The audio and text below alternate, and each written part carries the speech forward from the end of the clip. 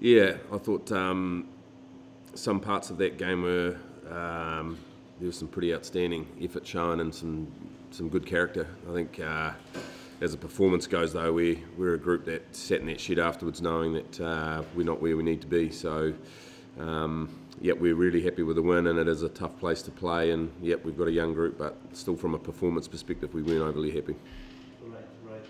What were the issues? Again, I just think of a little bit of composure when it counted. I thought we did better at playing in the right ends of the park, and we did that. I thought that helped us a lot. But again, we conceded a hell of a lot of penalties, and at one point we got penalties off scrum. We got marched all the way up the field, and they ended up scoring. And that, you can't do that week in, week out. So, we've got to learn from that as a group, and move on really. How important is it that you back up that win? Well, I think it's about, with this group, it's about learning. Still, we're developing, but it's about momentum too. And so again, we've just got to keep making sure that we are leaving no stone unturned in terms of our preparation every week. Every game, as I said before, we just take each game on its own merit. So it is going to be, every game's important for us. Right. I'm assuming some things did please you though. Yeah, I thought the way that, you just look at parts of that defence. I thought we rallied pretty hard. We were down to 14 men, and the last 10 minutes, I thought there was some real, some pretty good stuff out there.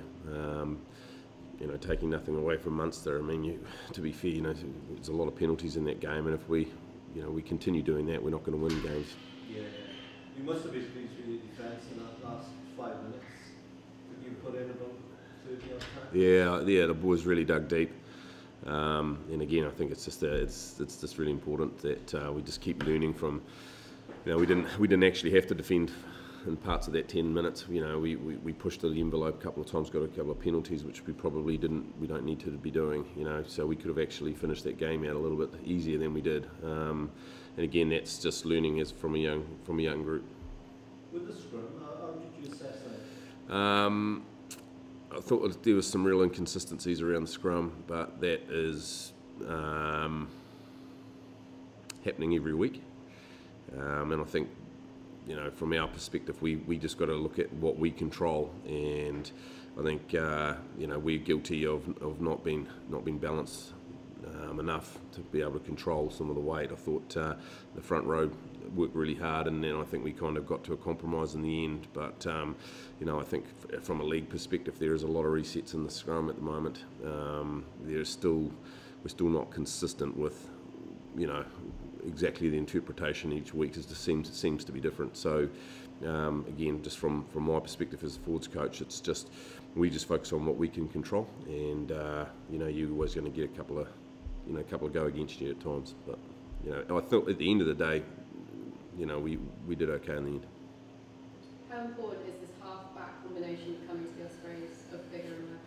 Yeah, it's a 9-10 combination of any team's important, and I think what is nice is that they're really starting to develop quite well. And the good thing is that they both identify that there's areas of massive improvement in their games, and so that's a positive. There's still a lot more to come yet, so that's what we're looking at. Yeah.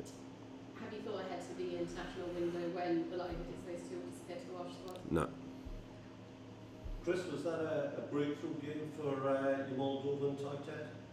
I think it's just really good to have him back in the mix. Last time we really saw him run around was Bath pre-season last year when he blew his Achilles, and I think it's testament to the fact that he's back playing now, how much work that he's put in, but also our medical staff and how quickly they've been able to turn him around. There's a guy there that values being an Osprey and knows how much it means to him and his family to be here and to have the opportunity to play for us. And he trains 100%, he plays 100%. So I thought that, without singling guys out, and I don't like to do that because it's a team effort out there, but that guy has done a hell of a job, and, I think, there's some real competition brewing in that tight head position. So again, what's important is that, if he gets his chance in this shirt this week, that he backs it up. He's a strong man, isn't he? Yeah, he's very strong, mate. Yeah. Is he the strongest in your group? Outside of me, probably... he's probably up there. Yeah. Well, just in Tipperary, can you compare him to any flankers you came across in New Zealand? Oh, he's very different. He's a very different type flanker than I guess the traditional type Southern Hemisphere open side. But I think he's such a versatile player, and he's an all-round player, isn't he?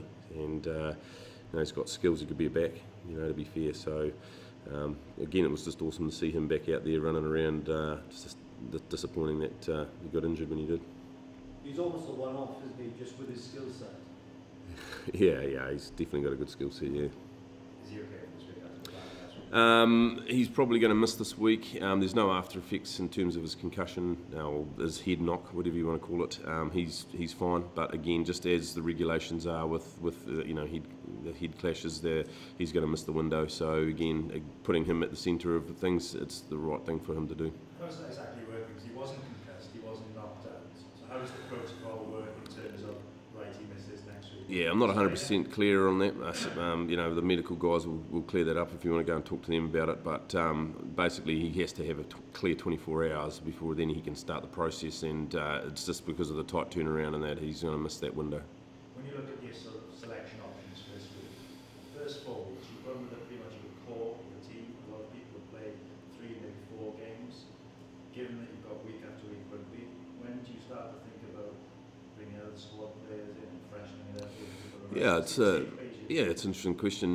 We've chucked around as coaches, in terms of rotation and selection and all that sort of stuff. But again, at the moment, we're trying to put our best team out. We actually, we've got a few dings. We've had that's a pretty tough battle out there. We have got a few dings. So again, we are going to have to manage a few guys through tight turnarounds, lots of travel. So there'll be a couple of changes, but it's mainly forced at the moment. Again, it's just a matter of we're a young group trying to develop, trying to embed down what we want to be about, and that takes time and experience, and you can only really get that when you're out in the middle playing together. So as much as we can, we'll try and keep that group together.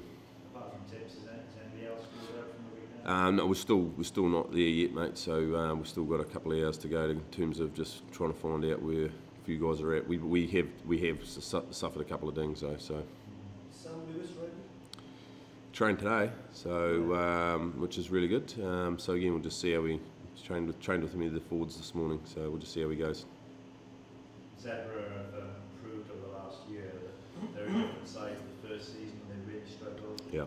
And I know also the player sent off, but that was a big scalp for them. So it tells you it's not an easy journey over there, is it? No, and we know the harsh realities of that too well, and.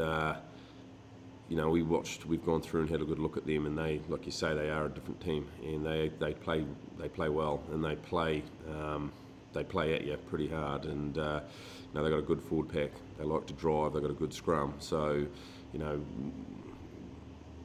we definitely aren't going out there not paying them the respect that they are due. So, we've done our preparation. We know what we're going into. Again, our experiences from last year, although some of the boys that are in this group weren't there, we all know that it's going to be a tough ask. The interesting thing for me at the weekend was, even though you went to Mats 21, which is a notable scalp by anybody's standards, you still seemed far from satisfied with what you've done as a side. Is that saying something about the kind of standards you're setting for yourselves? Yeah, again, and I think I've talked about this before.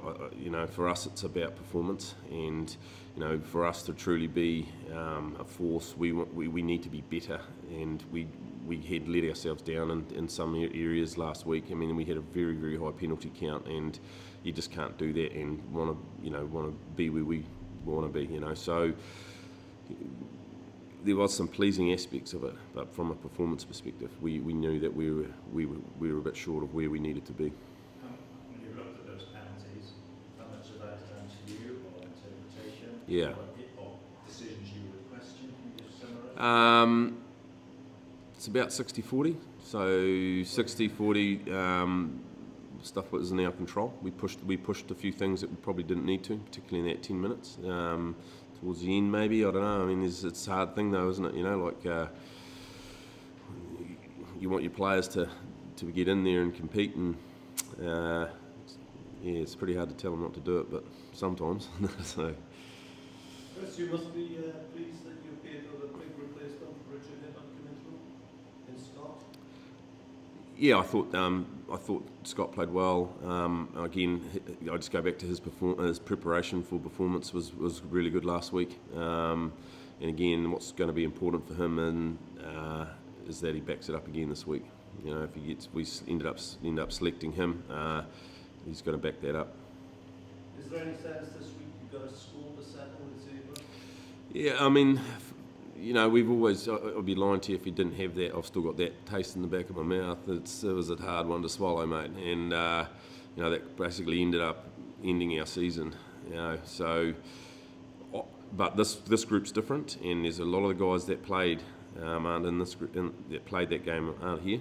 There's still a few guys, but this is a different era. This is a different time for us now, and we've got a different focus. And what's important for us is that we continue the momentum that we've created, and you know, we know exactly what we're going into. It's going to be very difficult. You know, it's a tough place to play, and they're a good side. So, you know.